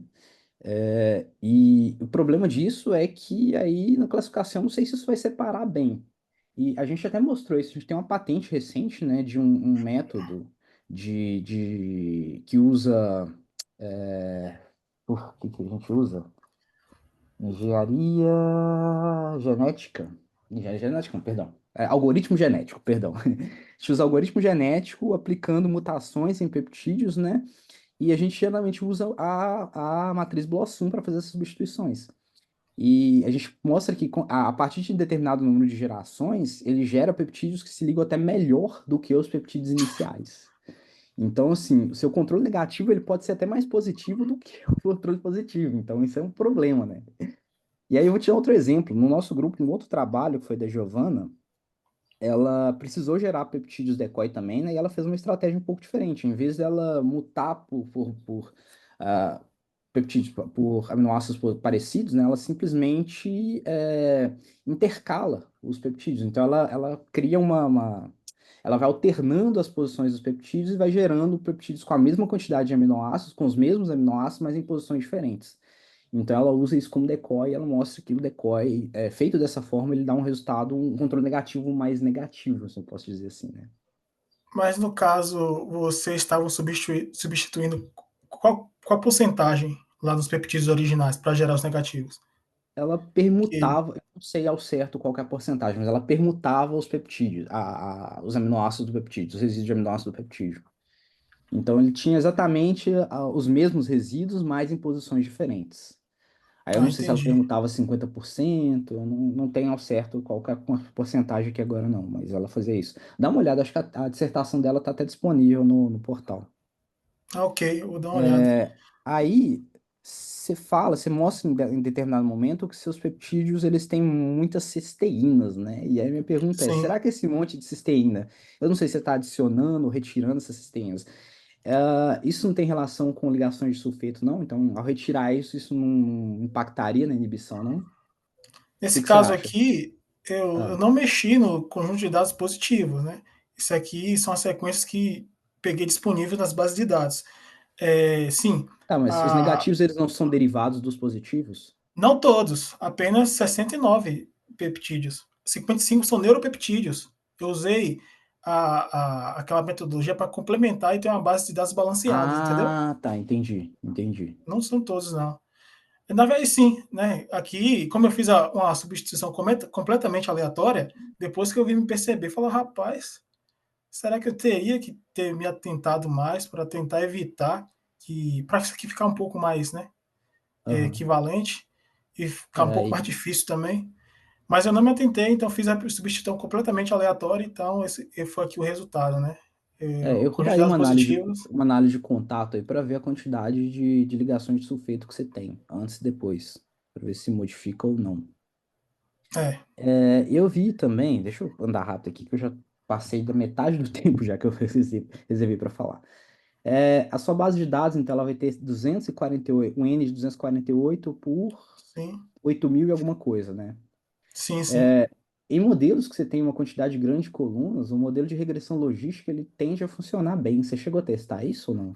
Eu testei uma regressão logística, mas ele performou pior que todos os outros. Por isso que eu Ele escolhi performa pior o que os outros? pior que os outros. Aí, tipo, fiquei sem saber por quê. Porque justamente eu dei essa olhada, né? Ah, Uhum, o regressão logística é um pouco mais simples que o SVM, ele consegue se ajustar bem. Aí eu testei, mas, sabe? Mesma uhum, metodologia que eu fiz para os outros, eu apliquei a regressão logística e ficou pior que todos os uhum. outros. Quanto tempo que levou para treinar cada modelo desse aí? Aqui eu demorei muito, porque deixa eu pegar aqui, ó, tá vendo? Essa etapa aqui demorou muito, a otimização de hiperparâmetros, né? Porque além de fazer com validação cruzada, eu utilizei o Optuna, que faz uma busca no espaço muito maior, né? Então demorou aqui, acho que quase 2 dias para 2 dias? só. É. Mas foi também na máquina boa, né? A máquina tem, acho que é 12 núcleos, 24 threads. Eu acho que a frequência de operação o clock acho que era um 4.2, então eu utilizei todos os Não, mas núcleos. pois é, rodou em tudo, né? Porque tem alguns desses Foi. algoritmos que tem algumas etapas deles que rodam em um núcleo só. Então não adianta você ter trocentos mil cores, e aí vai chegar a certa etapa que ele Ah, vai usar só o núcleo. agora eu Então por isso que entendi porque demora. demorou. Assim, sua base não é muito grande, né? Não era para ter demorado tanto. É porque Enfim. aqui tem lá no material suplementar, inclusive, o espaço de busca que eu coloquei, né? São espaços de Aham. busca que são números discretos, discretos não, contínuos, né? Você viu lá, né? Tipo um espaço de tem parâmetro lá que foi de 0 a 1, ou seja, um infinito aí, tem um número infinito de valores para testar ali dentro, né? Não sei se. Enfim, eu teria que conferir melhor, mas enfim. Em relação à interação proteína-proteína, né? Então, no final lá você acha que, você falou até dos resíduos, da importância dos resíduos hidrofóbicos, né? E isso está corroborando um trabalho nosso recente, um trabalho do meu grupo recente, que ele avalia essa interação proteína-proteína. A gente fez um modelo de regressão, né? E a gente viu que o maior R, né, a gente analisou a importância de cada contato na interação proteína-proteína, a gente viu que ah, a- a- o par de átomos que realizava esse tipo de interação, que tinha maior correlação de Pearson, foram os pares de átomos polares e apolares, né? Então, isso está até corroborando com seus resultados. E se você até falou que Sim. podia ter colocado ali nessa linha ali, qual que é a feature, né? Você colocou feature um 2 3 mas colocasse qual É que porque era. tem uns nomes muito feios. Aí eu De onde você tirou essas features? troquei. Como é que você extraiu elas? Ó, a extração de feature você fala, né? É, Aqui, deixa eu voltar. Eu extraí as features com o método, com a biblioteca iFeatures, né? ModLamp aham, e BioPython. São dois disponíveis para Python mesmo. Né? aham, Então, a iFeatures mesmo tem um monte, é uma coleção de features que vem sendo usados, né, na área da bioinformática para aham. busca, comparação de sequência. Então, ele compila um monte de métodos diferentes. Então, utilizamos esse, né? Mas você O faz feature ModLamp, selection depois, né? eu Eu vi que faço você faz com selection SAP. aqui. Eu Isso. faço com a remoção, como é que fala? Agora eu esqueci, ó. Mas o método Sharp também Ele detecta as mais faço. importantes e remove as menos Sim, sim. importantes, né? É. Chegou a pensar em fazer Remoção alguma coisa recursiva com... de feature. Oi? Você chegou a pensar em fazer alguma coisa com SVD, que tem a disciplina nossa aqui do programa de algoritmos para bioinformática, ele tem muitos trabalhos com isso, né? Que eles rodam análise de SVD, detecta os campos mais importantes e remove. Chegou a pensar em fazer alguma coisa com isso ou não? Não, não. Na verdade, a primeira Não? vez que eu ouço falar. SVD seria? É decomposição por valores singulares. Você Não, chegou a não. matricular nessa matéria? Algoritmos para bioinformática? Com o professor Marcos? O algoritmo para bioinfo eu peguei com Raquel Minardi, que o meu professor Ah, tá. Marcos Você fez com a estava. Raquel, né? Entendi. Foi diferente. Mas tem a 2 também, ele aborda isso na 2. Eu acho que era melhor fazer A1. A1 acho que. Mas Certo. assim, eu lembro que você fez uma disciplina, você deve ter o. Você tem aquela apostila que eu mandei, né? Tenho. Tem um capítulo lá que eu falo sobre SVD e eu mostro lá como é que esse cálculo é implementado em Python. E você não Ah, veria. ok. Dá uma olhada lá depois. Mas assim, vai fazer a mesma coisa que o Chap. Então, é Os só. resultados são parecidos com o Sharp? Se eu já, Ele vai fazer a já... mesma coisa, né? Eu não sei se daria um resultado melhor ou não. Mas assim, não precisa Ah, ok. preocupar com isso, não. Talvez você quiser fazer algum trabalho no futuro, vou fazer um artigo para conferência para ver se consigo melhorar. Então, assim, a Ah, sugestão entendi. que eu dou, talvez testar isso. Mas aí depende do artigo ser aprovado primeiro, né? Então, só sugestão para o futuro aí. Eu vou dar uma olhada. Isso aqui foram só as anotações que eu fiz agora, né? Então, eu vou voltar aqui para o texto, as anotações excelentes ao texto, né? O professor Eugênio até tocou num ponto que eu tinha anotado aqui, o título eu achei um pouquinho grande, né? A minha sugestão era mais simples, eu só cortaria essa primeira parte aí do título. Assim, acho que tentar dar uma resumida no título para Isso talvez aqui. simplificar, né? Achei um pouco grande, né? Mas detalhezinho meu. Então vamos lá, Jailã, Drosófila, prejuízos, tal, tal, tal. Tá, outro problema que eu encontrei tá, defesa, o texto, você utilizou um modelo de introdução básica com um artigo, né? Só que o artigo ele não está publicado. Eu não sei se isso é permitido pelo programa, porque geralmente esse tipo de defesa com artigo é com artigo já publicado. Porque isso induz um problema, né? Porque se a gente achar problemas no artigo agora, como é que você vai resolver isso se ele está sendo revisado? E aí? Ah, eu perguntei, o pessoal perguntou no pessoal e não teria problema. Inclusive, eu perguntei a Thiago se tinha um modelo, se tinha um problema fazer dessa forma. Ele falou que Aham. não. Aí Porque eu geralmente a gente prossegui assim. coloca, a gente segue esse modelo, mas esse modelo com um artigo publicado já, né? Então, assim, agora o artigo ele vai passar para uma revisão, então para o seu trabalho final, provavelmente essa versão não vai poder ser usada, né? Você vai ter que, Uhum. não sei se esperar o artigo ser publicado e tal, porque vai ter algumas modificações, né? Deixa eu ver se alguém... Ah, tá. Porque vai ter algumas modificações no texto, né? Então, assim, eu Particularmente, eu preferia que você utilizasse um modelo clássico de tese, né, de tese e dissertação, né, que é aquilo com introdução, justificativa, objetivos, referencial teórico, material e métodos, resultados, né, que segue muito a apresentação que você fez aí agora, né? Então, eu gostei mais da sua apresentação do que do modelo, né? E até me incomodou bastante, eu estava lendo o texto lá, e tá assim, aí chega num ponto que tem capítulo 1, eu tô assim, mas eu já li o capítulo 1, tem 2 capítulos 1, então Ok. isso é um pouco, não sei, eu acho que é um pouco prejudicial. Na minha visão, o melhor seria talvez reescrever, retirar o artigo, né? E reescrever, pode ser até o mesmo texto lá, né? Então, mas assim, mais organizado, né? Então é isso, a minha sugestão é essa, né? Então talvez modificar isso. Aí eu notei um problema no seu texto que é em referente às páginas, né? Isso deu até problema com as anotações que eu fiz aqui, né? Que eu falei, tem uma coisa na página 43, mas na verdade a página 43 ela é a página 37. Então, a numeração não estava batendo. Em um determinado ponto, isso deu problema, né? É Numeração por causa da do. página Acho que com por causa do documento. artigo. Provavelmente por causa do artigo. Do artigo. Tem Então, numeração aí, própria o artigo. pois é, isso complicou bastante as anotações. Então, todas as anotações que eu fiz aqui tem 2 numerações possíveis. Uma outra coisa que você tem que se atentar, acho que na página 34 tem o e-mail de todos os seus coautores, né? Então, toma cuidado com isso, né? Porque isso vai ser depositado aí na biblioteca e tem pessoas mal intencionadas que rodam script que coleta e-mail, então o pessoal vai ficar recebendo um monte de e-mail de spam por causa disso, né? Esse e-mail disponível. Então eu removeria isso do texto final. E aí, beleza. Bom, então na página 43 ou 37, né, você define na sua seção Data Collection, né, como é que seu dataset ele foi produzido, né?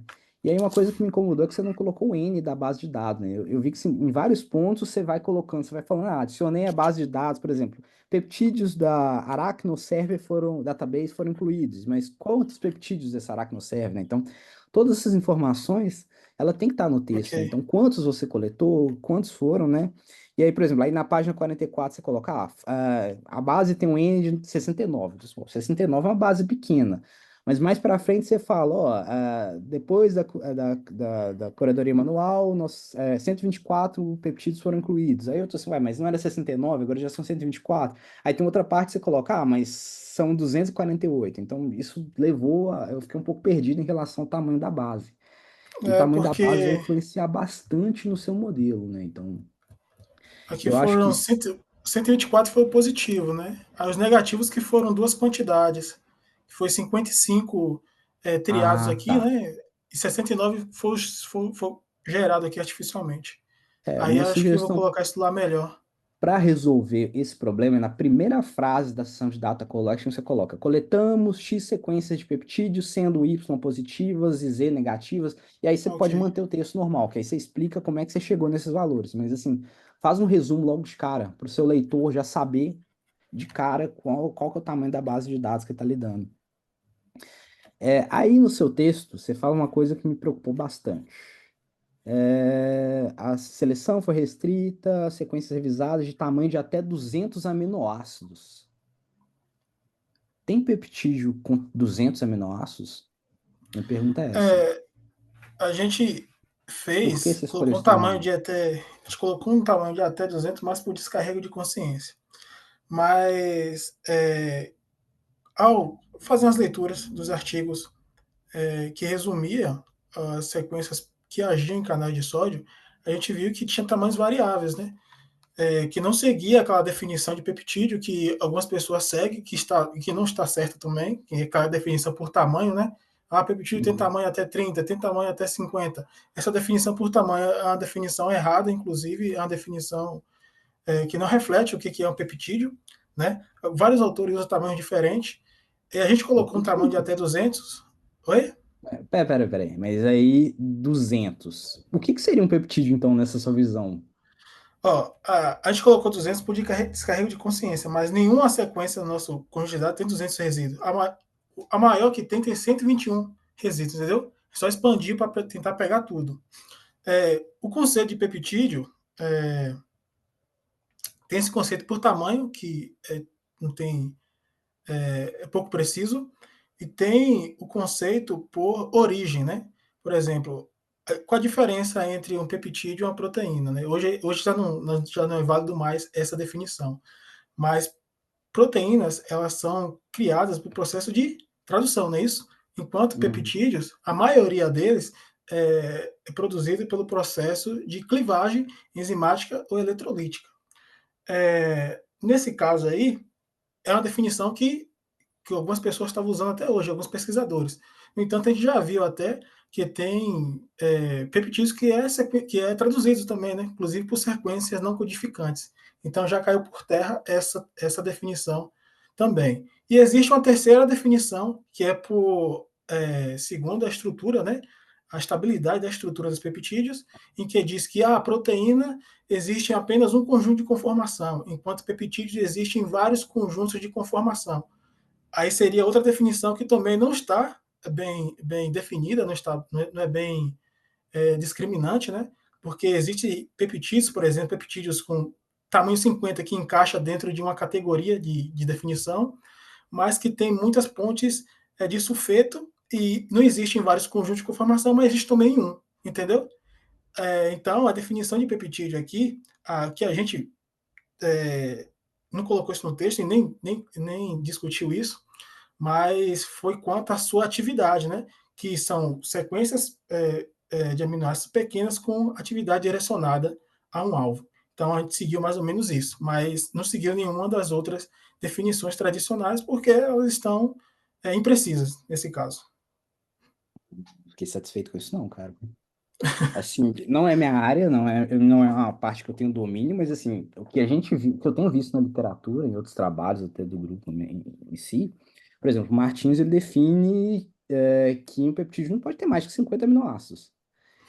Acima disso já seria uma proteína. E aí, não sei, eu não Aí, conhecia essa definição que você está trazendo aí, eu não sei então, tem várias o definições.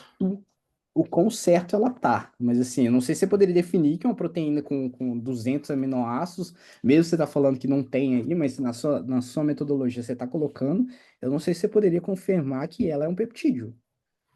Então, assim, isso metodologicamente estaria errado, né? Já é um erro na seleção de dados. Um erro na seleção de dados já implicaria um erro total no modelo em si.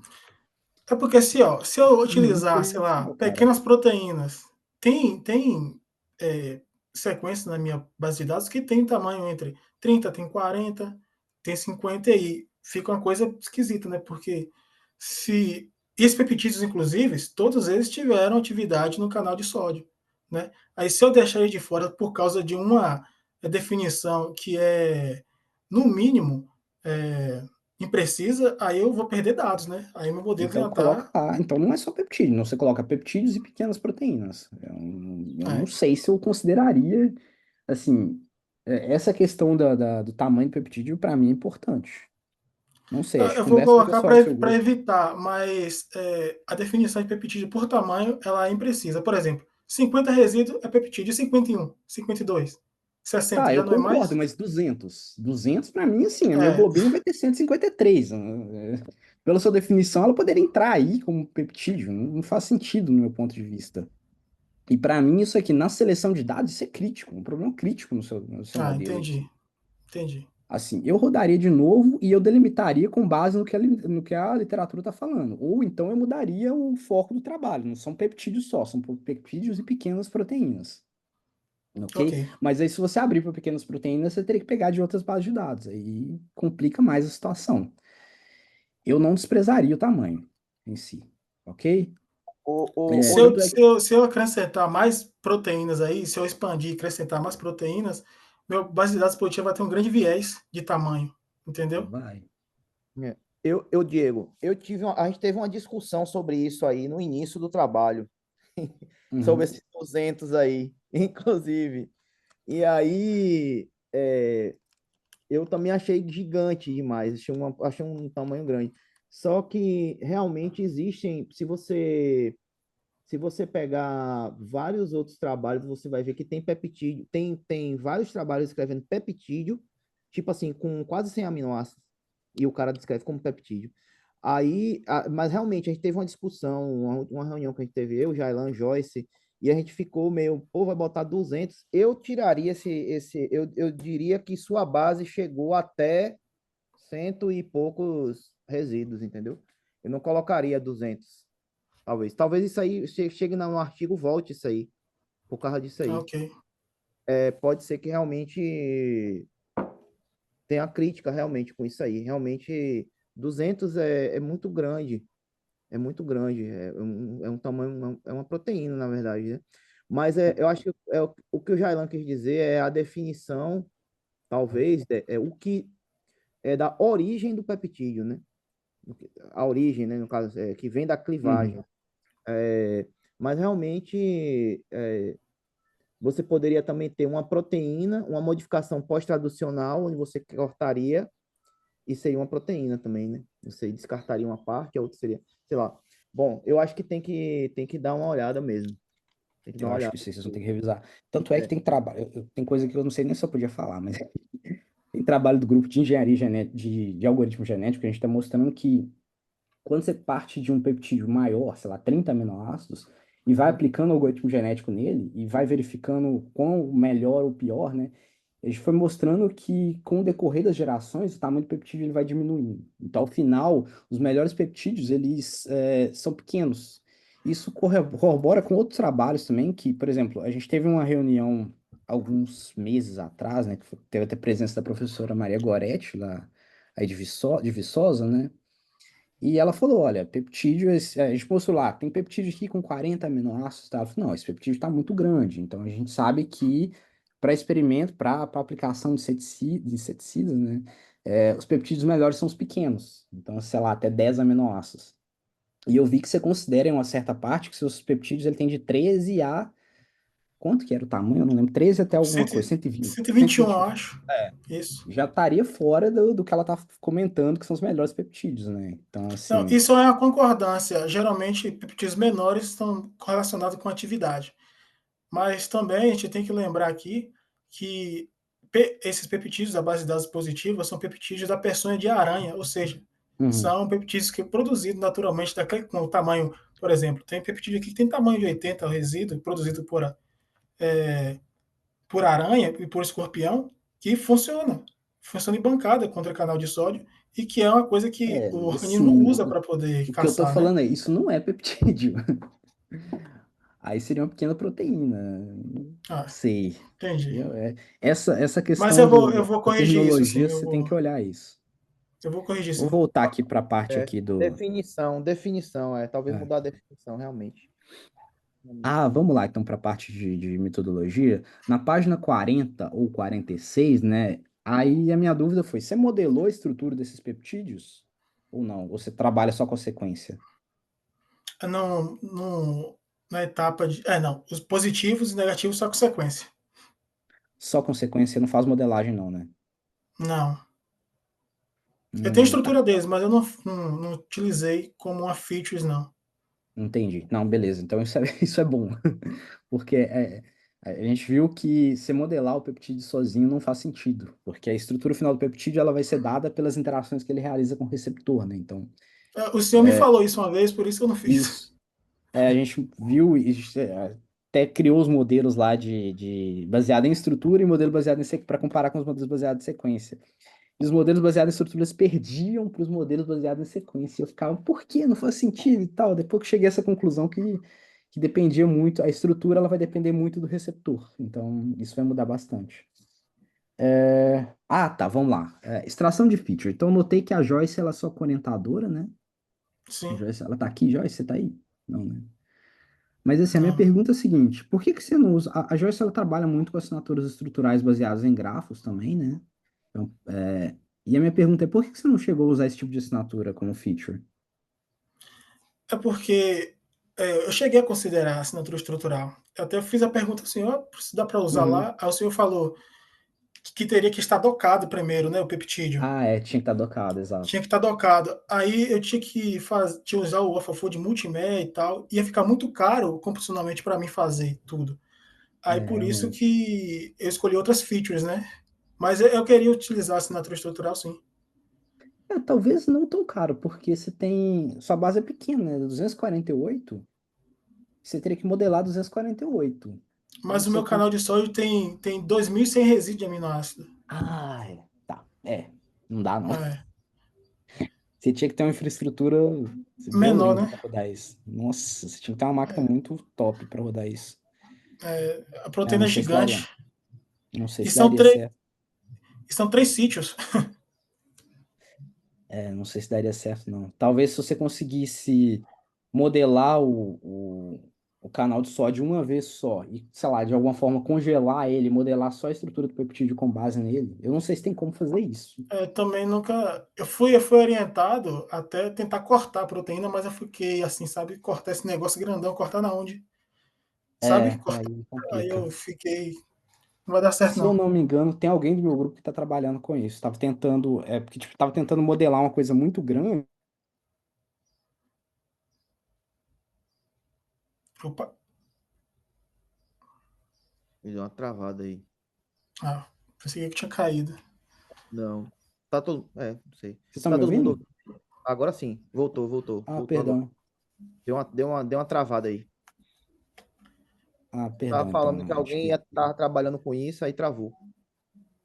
Tava tentando, pelo menos, manter a parte do alinhamento múltiplo da estrutura principal do receptor e alterar só a parte do ligante, né? E aí isso aceleraria consideravelmente a modelagem. Mas eu não sei a que pé tá em relação a isso.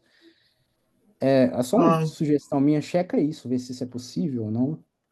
Porque talvez se você tivesse essa estrutura modelada, você conseguiria aplicar assinatura estrutural, e aí você teria um resultado melhor, talvez, né? Mas enfim, trabalho futuro, não me preocupa com isso agora, não. não, mas para melhorar, né? Serve. É, em relação à dinâmica, eu notei que você rodou 500 nanosegundos de simulação usando o Gromax, né? Só que você roda 500 nanosegundos, depois eu vi que são 500 nanosegundos só para o canal de sódio, depois você faz 100 nanosegundos para pro complexo. Sim, para os novos. Assim, pela minha experiência, a parte de dinâmica geralmente tem que ter alguém que é expert em dinâmica, porque dinâmica é uma coisa que não dá para fazer só no mestrado, né? Você que fez a parte dinâmica ou foi alguém do seu grupo, algum colaborador? Ah, foi eu. Foi eu sim. Você mesmo? Por que Uhum. então 500 nanosegundos só para o canal de sódio e 100 nanosegundos para o complexo? Que antes pro canal de sódio, nossa tentativa foi para ver se nesse tempo eu conseguia que essa região desnovelada enovelasse novamente na dinâmica, sabe? Por isso a gente colocou uma dinâmica Hum. maior, né? E quanto a gente utilizou só 100 nanosegundos para os peptídeos, foi tempo mesmo, né? Nossa, é um sistema bem grande que você tem É aí. muito Isso grande o sistema. deve ter demorado bastante, não? Ó, sozinho aqui, 500 nanos demorou 15 dias, eu acho. Porque a gente está usando a 4090 lá no nosso laboratório. Aí tá dando uma acelerada aqui. Aham, Só 15 dias é um tempo bom. Mas, no entanto, é, quando eu estava fazendo essa etapa aqui da dinâmica dos peptídeos, a gente não tinha esse tempo todo mais, né, para gastar aham, na dinâmica e tinha que fazer também o cálculo de energia livre, que também é demorado, entende? Aí por isso a gente reduziu o tempo aqui, colocou só 100 nanosegundos, que é um tempo bom, para aham. poder fazer as demais análises. Mas o motivo foi esse. Ah, legal. Bom saber que vocês têm expertise nessa parte de dinâmica de proteínas de membrana, que a gente precisa muito aqui. Então a gente pode conversar Ah, depois com colaboração e tal. tem, Essa... tem Tarcísio que trabalha muito com membrana, ele me deu muitas dicas, Aham. que já trabalhou, é do nosso grupo também, pós-doc é o nosso grupo. Aí ele me auxiliou Ah, nisso aqui. legal. Ah, bem bacana isso. Então, assim, a gente pode até conversar depois em relação a outros trabalhos aí. Mas Ok, bom saber ok. que vocês têm esse domínio.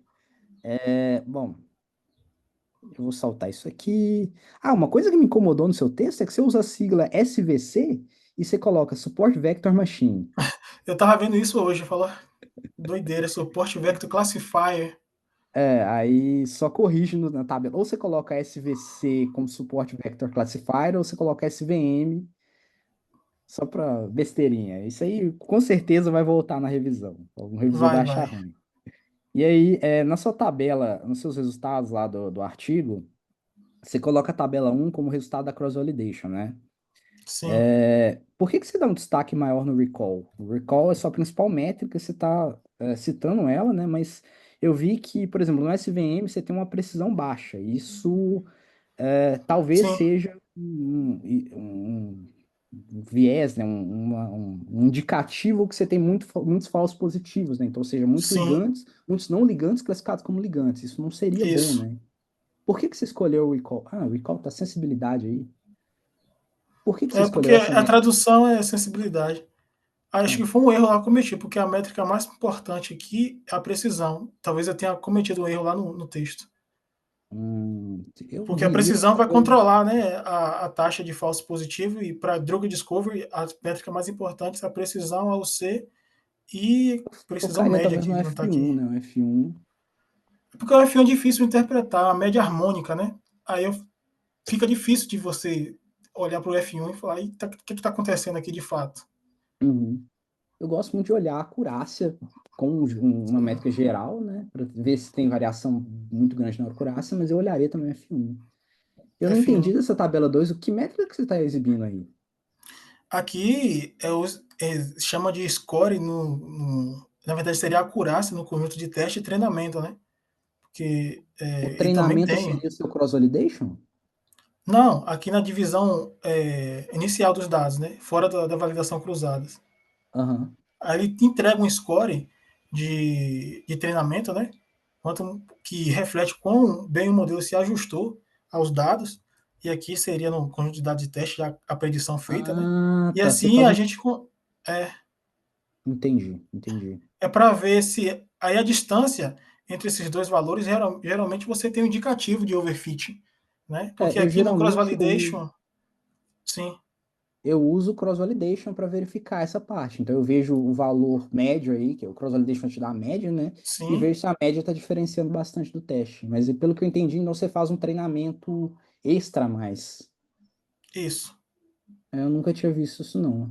Mas faz sentido agora. Agora eu entendi. Eu queria me basear apenas na validação cruzada, mas como eu tinha poucos dados, né? Só eu tenho um problema de escassez de dados aqui para resolver, por isso que eu faço uma extensão ali, né? Uma busca extensa de hiperparâmetro para tentar dar uma resolvida nisso. Aí eu fiquei pensando, rapaz, só 5 pastas, vai dar quantos dados para cada pasta? Aí eu achei Mas pouco tô achando para estranho, porque olha só, seu SVC, ó, basear. tem a concordância de 83. Mas no seu treinamento dá 96. E a variação da acurácia não está tão grande. Isso Mas está aqui bem. essa acurácia no conjunto de teste. Peraí, você faz cross-validation no teste? Nossa, não Não, entendi. nesse caso aqui, ó, na validação cruzada, uma pasta fica para trás, não é isso? A pasta que fica para trás, ela é utilizada para fazer é utilizada como conjunto de teste, não é isso? Não, Essa mas acurácia é de geralmente lá. você aplica o cross-validation nos dados de treinamento, que você está verificando os hiperparâmetros, né? Sim, sim. Deixa eu voltar aqui no cross validation. Aqui, ó. Aqui é a imagenzinha do cross validation, né? Uma pastazinha fica para trás e as outras utilizadas para treinamento. Essa Certo. pastazinha que fica para trás é utilizada como teste do treinamento que foi realizado.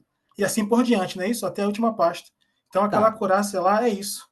O que que você fez inicialmente? Você dividiu 80, você tinha que ter feito, dividiu 80 e 20, não foi? Sim. Certo. Você tinha que ter aplicado o cross-validation nessa base de 80. Foi nessa base de 80, justamente. Exato. Então, essa divisão, ela tinha que... Ah, tá. A seta tá certa. Ele divide primeiro, Tá. então você aplica cross-validation na parte de 80 Isso. e depois testa com os 20, com os parâmetros que você definiu Isso. no cross-validation. A Isso. questão é a seguinte, então você teria dois valores aí. Eu não estou entendendo por que que você tem três valores, afinal. Você teria dois valores de acurácia. Você tinha que ter o resultado do cross-validation com essa variação e o resultado do teste. A minha dúvida é por que que a acurácia no cross-validation está dando 83, enquanto no treinamento está dando 96? É uma diferença maior do que 10%. Sim, sim. Geralmente, né, quando no treinamento, ele se sai melhor, né, do que no teste. E É o correto. o problema que eu vi aqui é que o SVM está com a tendência a overfitting, por isso que esse valor é muito maior do que no Tá, conjunto de tudo teste. bem. A minha dúvida é por que que o treinamento está diferenciando da cross-validation? No caso aqui Essa, por que que a cross-validation está dando 80 e o treinamento está dando 96? É uma diferença muito grande. E a sua variação tinha que pegar esse cross-validation, tinha que pelo menos chegar até o 96. Eu acho que você vai ter que checar esses dados de novo. Checar qual que é o tamanho do N que você está usando aí, quais são os dados que você está usando tanto no cross-validation quanto no teste. Mas assim, como o Ok, artigo está mas em revisão, provavelmente os revisores vão pegar isso e vão reclamar dessa parte. Então, só para você saber mesmo. Beleza? ok, ok. Vamos encerrar Eu aqui vou, que eu eu tô vou falando. checar, mas foi justamente isso que eu fiz. Essa acurácia aqui, dividi os dados em 80 a 20, e essa aqui foi aqueles 80 lá que eu fiz a validação cruzada. E depois, Aham. nos dados originais 80 a 20, né, sem os 80 aqui usados no treinamento, sem fora da validação cruzada, eu treinei de novo para pegar essas métricas. Pois é, mas não devia dar 96 aí. A minha dúvida é essa, que não tá batendo, cara. Assim, aí eu teria que checar os dados para dizer alguma coisa, mas assim, dá uma olhada nisso aí, porque não era para dar 96 nesse ponto aí, não. Eu não posso dizer Ok. mais porque eu não vi os dados, mas assim, tá bem suspeito isso. Tá, em relação à figura 3 do seu artigo. Em relação às figuras, dá uma checada depois, porque o número das figuras não tá batendo com o que tá citando o texto. Eu vou dar uma O olhada. texto, o texto fala, ó, figura um. E aí você vai olhar, não tem figura um no texto. Aí tem hora que ele fala figura. Por exemplo, chegou um momento que ele fala. Foi porque a figura um ficou lá no. Eu coloquei uma imagem lá no. Como é que fala? Na introdução, né? Aí eu Aham. tive que renomear, sair renomeando tudo. Aí acho que eu Ah, esqueci de fazer isso no texto. pois é, esse é um problema desse modelo de dissertação, né? Então, É. é mais um ponto para minha crítica. Aí tem uma parte que você fala, a figura 3A fala do Sharp Method. Aí eu olhei lá, mas não tá falando isso. Então, assim, isso me deu muita dúvida, né? A figura não tá batendo com o texto e eu fiquei na dúvida por que que não tava batendo. E aí eu procurava uma figura, falava que era a figura um, aí eu olhava lá, não tinha e tal. E aí, cara, isso deu muito problema, isso dificultou bastante a leitura. E aí na figura 3 você usa um gráfico de hexágono, um gráfico de radar, né? Não Sim. sei se você tá com ele aberto aí. Tá, esse gráfico, é uma técnica de visualização, essa técnica de radar, ela é bem, é pouco utilizada, né? Um gráfico um pouco difícil de se analisar, né? Falando um pouco na parte de visualização de dados, né? Eu lembro dele quando a gente jogava, não sei se você jogou na infância, tinha um joguinho FIFA, ou Pro Sim, sim. Evolution Soccer, na época, que chamava Winning Eleven, eu acho. E aí você usava para escolher o jogador, né? Então você tinha lá o jogador e tinha o gráfico de radar do jogador e tinha a pontuação dele, ataque e tal, defesa e tal. Só uma curiosidade, e a gente usava isso muito para você ver a substituição, né? Você escolhia um outro jogador e Sim, você sim. substituía e ele sobrepunha um gráfico sobre o outro. Isso ilustra para que esse gráfico tem que ser utilizado. Ele é importante para você fazer comparações, por exemplo, par a par entre duas variáveis distintas. Só que o seu problema é que você não tem duas variáveis, você tem seis variáveis aí, né? Você vai ter o resultado do modelo do SVC, o resultado do Gradient Boosting, da árvore de decisão. Isso é muito difícil de visualizar no seu gráfico. Você tem seis variáveis distintas, seis resultados distintos, e você quer visualizar num gráfico de radar. E aí você vai ver Hum, que as linhas elas vão se sobrepor. Então eu não consigo sim, comparar essas linhas aí. Se eu tivesse, por exemplo, numa figura interativa, né, eu poderia, por exemplo, clicar na linha e ver qual que é a visualização que eu estou vendo, qual que é o modelo que eu estou vendo. Nesse caso, eu não tenho como ver isso. Então, eu não consigo diferenciar, por exemplo, o Random Forest do Decision Tree. Como é que eu vejo isso? Como é que eu diferencio nesse gráfico? Então, a minha conclusão é, essa visualização não é a indicada nesse caso. Então, você deveria utilizar, por exemplo, um gráfico mais simples, né? Por exemplo, um gráfico de barras já resolvi esse problema. É, talvez um gráfico de linhas, né? Você teria o eixo x e y e você visualizaria como linha, mas eu não sei se seria o melhor. Eu acho que mas a melhor. no caso, como eu tenho 6 modelos e uma, duas, três, quatro, cinco, seis, 7 variáveis, esses gráficos não tinha que ser interativo também para poder visualizar Assim, o melhor? problema é que isso foi pro artigo, né? Pro artigo não vai adiantar Ah, muito pro leitor ver isso, ver esse gráfico. Ele não consegue comparar. Então, a melhor forma aí, a melhor representação, ou seria uma tabela, que seria bem simples, que você já mostrou anteriormente, ou um gráfico de barras. eu vou tentar Nesse outra caso, é visualização mais impossível. simples. Nesse caso aí, você usou uma visualização muito complexa, ela é muito legal para você ver aquilo que eu mostrei anteriormente, mas nesse caso não é a melhor escolha. Eu tiraria essa figura e trocaria ou para um gráfico de barras ou deixaria sua tabela mesmo. Ok. É só isso mesmo. A presença de átomos polares é o que eu já falei anteriormente, né? A gente viu que a superfície de contato, geralmente, essa presença de átomos polares e apolares próximos, ela está diretamente relacionada com a interação proteína-proteína. A gente já tem vários estudos mostrando isso. E Para eu acho que um ponto formação de legal pontes que de eu sulfeto e pontes salinas e ligação de hidrogênio. Aí esses resíduos estão relacionados geralmente. Pois é, mas aí no caso é uma anticorrelação, né? Porque eles interferem negativamente. Quando eu tenho polar e apolar próximo, eu não tenho uma ligação. A gente até fala que é um anticontato, não sei. E isso a gente viu, a gente não sabe por quê, mas isso interfere Então, bastante na interação. E eu chegaria, na sua discussão, eu focaria muito nisso. Eu acho que é um sim, resultado bem sim. legal do seu trabalho. Eu acho que você pode falar sobre isso. Tá, na página 57 tá acabando, viu, gente? Ou página 51, você falou que você pegou, você se baseou numa base de dados com 365 peptídeos, né? E achou 38 ao final. Minha Sim. pergunta é, por que que você não usou uma base de dados maior? E aí eu vou fazer uma propaganda da nossa base de dados, que é o Propedia, que tem 50 mil peptídeos. Como seu modelo tá bom, para a parte de teste você conseguiria fazer rápido, né? Pegar os 50 mil, jogava lá e ver o que que dava. E aí, por que que você escolheu essa base?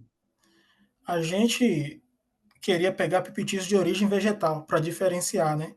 Porque a gente utilizou para o treinamento peptídeos de origem animal.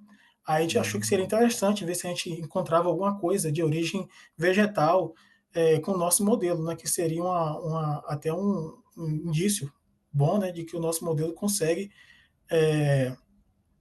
fugir um pouquinho ali dentro do escopo que era o conjunto de dados de treinamento. Mas o maior motivo foi esse mesmo, né? uhum, Em condição ao tamanho, que foi só 365 sequências, foi sequências revisadas também, né? Que a gente pegou apenas aquelas que tinham indícios, né? Que tinham validação, que foi encontrado e bancado. Então, esses foram os dois entendi. parâmetros que a gente escolheu. Ah, beleza. Não, tá justo, justo.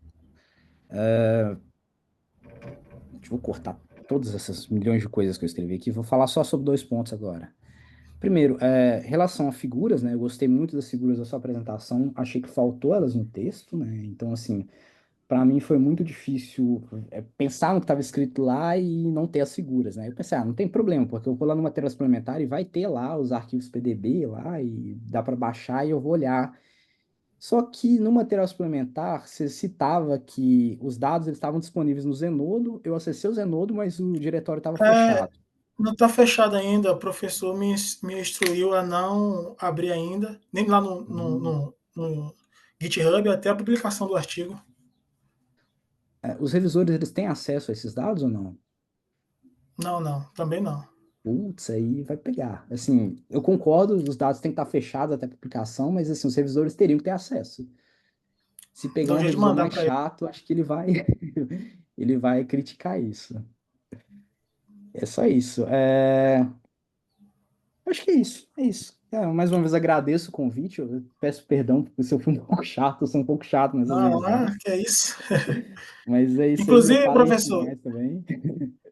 Tô olhando aqui, vou inclusive fazer 52. se o senhor Pode puder me falar. mandar que o senhor escreveu para mim fazer as correções, eu agradeceria muito. Ah, beleza. Beleza. Eu te mando então, ok? Ok, ok. É isso, mais uma vez agradeço o convite e encerro minha participação. Muito obrigado, professor. Até mais. Diego, muito obrigado aí pela sua participação. Eu acho que é extremamente importante alguém que é especialista aí na área de inteligência artificial, né, que trabalha com proteína também. Eu anotei várias coisas que você falou aqui para passar para a Jailan, mas se você puder passar também as suas anotações, a gente vai conversar aí mais, né, sobre essas coisas. A questão da dinâmica, lá no laboratório, a gente é já especialista há muitos anos já com dinâmica, né? Então, todos os trabalhos da gente, praticamente, a gente envolve dinâmica. Então, assim, se também foi um prazer, né? Se precisar alguma coisa para simular com membrana, com o que você precisar aí, a gente pode conversar. E achei bastante interessante as colocações todas que você falou aí sobre a questão do tipo do dado, né, que a gente trabalhou, da forma como, dos conceitos, né? Talvez a gente realmente precise dar uma modificada na forma como, vamos esperar o que vai acontecer aí da revisão, né? É, se vai ser só como peptídeo, ou se a gente vai colocar como, sei lá, moléculas proteicas, sei lá, alguma coisa do tipo, né? Estruturas proteicas capazes de inibir canais, né? Talvez se fosse pegasse uma abordagem um pouco mais ampla, né? Tipo estruturas proteicas, né? Ou moléculas proteicas capazes de inibir canais de sódio, talvez. Porque realmente essa definição de peptídeo proteína é uma bagunça, né? Então, alguns autores são até mais rígidos, né? Dizem até que é menos do que 50, outros dizem que é mais, aí fica aquela confusão. Mas realmente eu concordo, 200 aminoácidos é muita coisa, né? Pra você dizer que é um peptídeo. É, e aí eu anotei tudo aqui, né? É, acho que o artigo vai vir cheio de coisa para corrigir, né? Vai vir cheio de coisa. Já tem um tempo que ele está lá na CS. Eu acredito que deve estar com algum revisor aí, ou mais, até mais de um. Não sei. Não faço ideia, porque eu entro lá, tá lá, em revisão.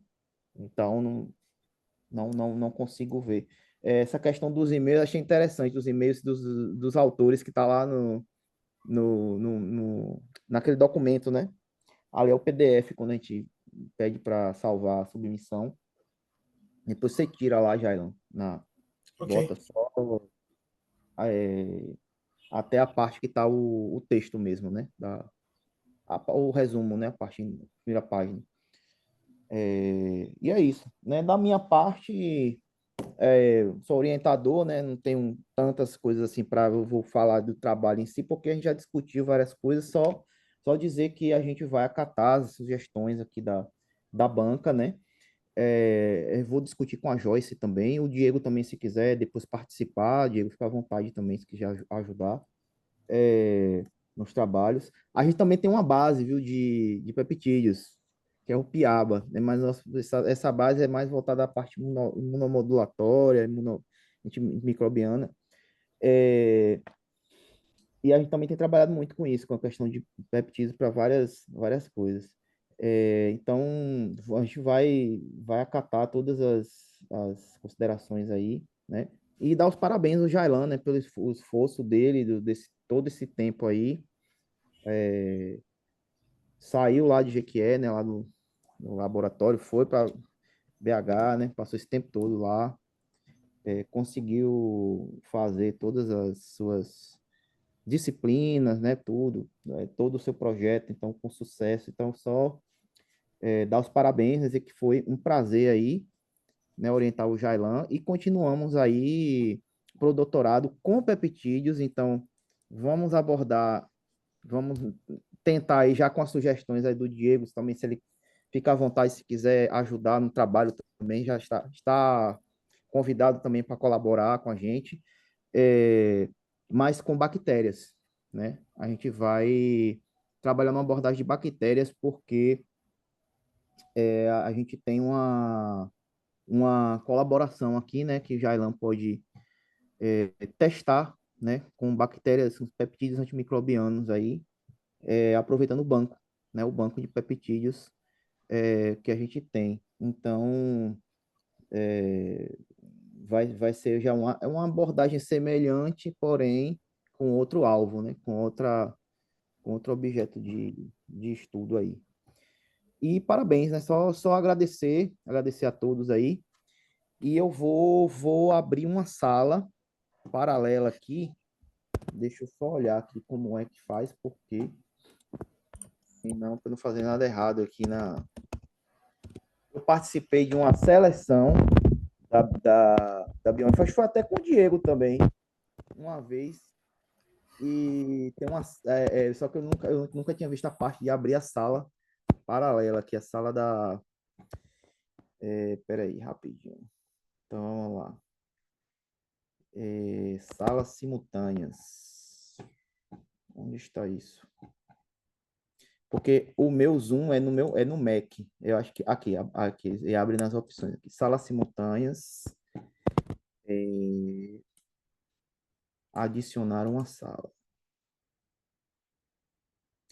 Aí eu vou adicionar aqui. Opa. Tá, aí eu vou adicionar, vou abrir as salas. Aí a banca vai entrar lá na sala paralela, ok? Deixa eu só ver aqui como é que eu faço aqui.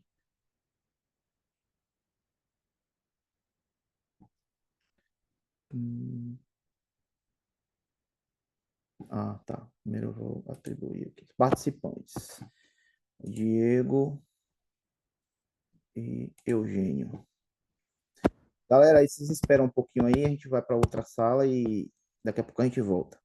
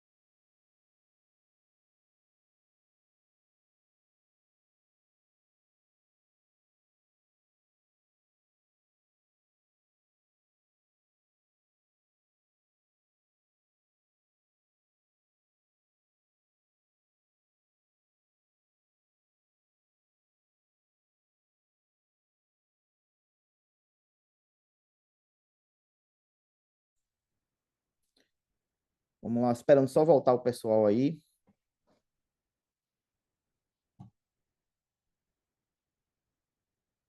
Se o Eugênio voltou aí.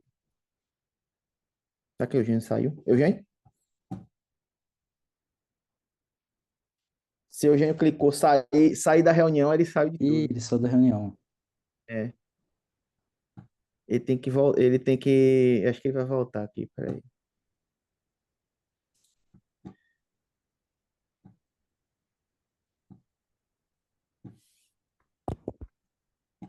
Acho que ele saiu da reunião. Vou mandar uma mensagem pra ele aqui, peraí.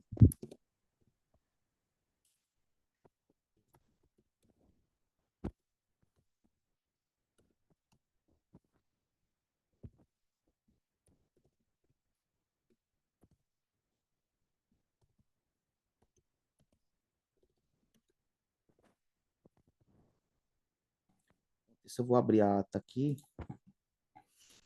da...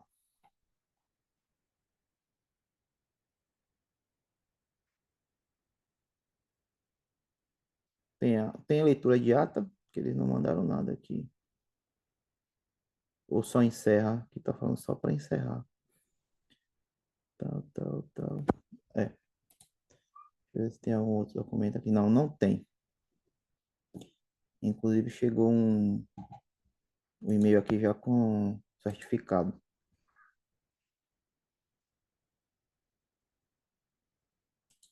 Eu acho que como tá gravado. Deixa eu mandar uma mensagem pro Thiago aqui. Eugênio já apareceu aí? Tô aqui sim, Bruno. Beleza, deixa eu só mandar uma mensagem pro Thiago aqui.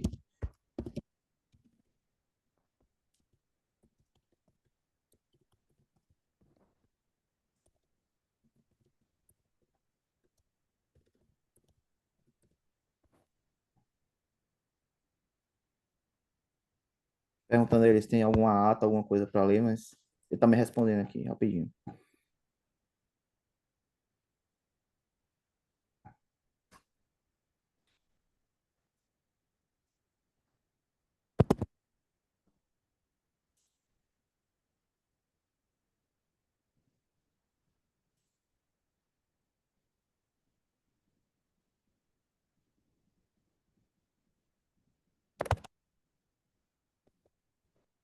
Não, só comunicar, ok.